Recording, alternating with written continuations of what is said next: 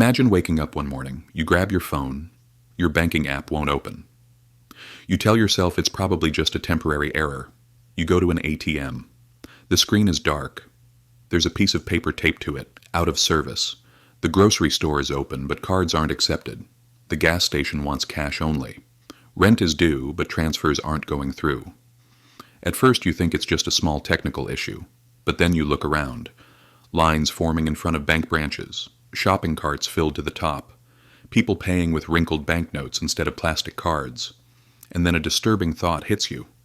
What if your money isn't where you think it is? What if the money in your account isn't actually sitting there waiting for you? What if it was always just numbers on a screen?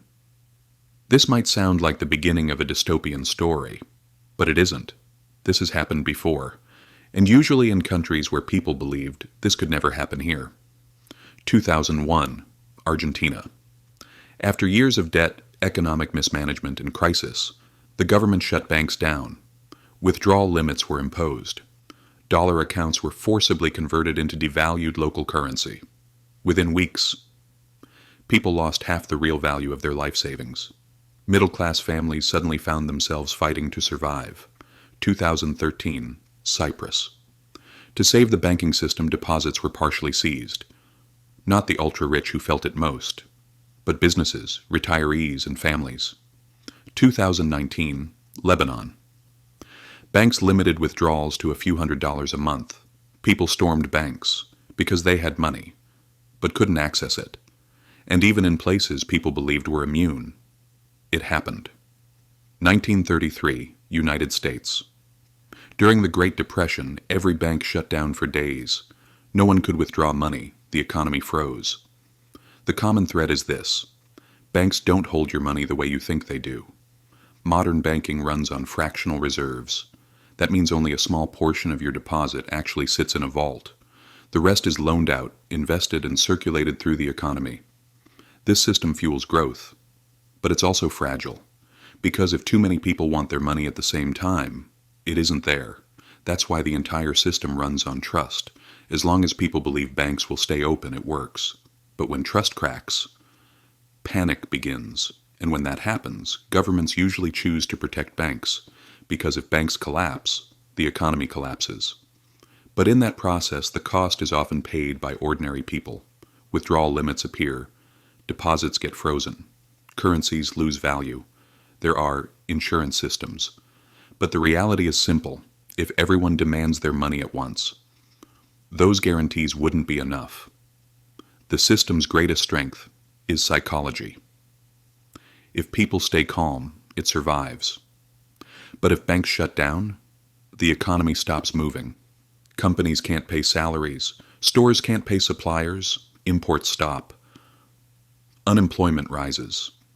In Greece, people waited hours in front of ATMs.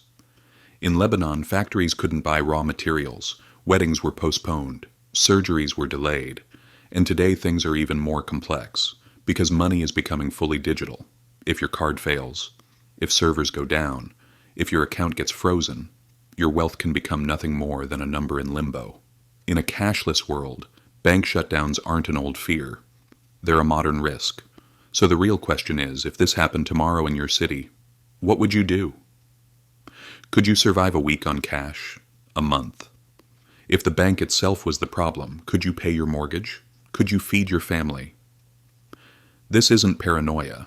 This is history, and history shows us something uncomfortable. Your money is only yours, as long as the system allows it. So what's the solution? Not panic, not stuffing cash under a mattress. The real solution is resilience, not relying on one place, one system, one type of asset.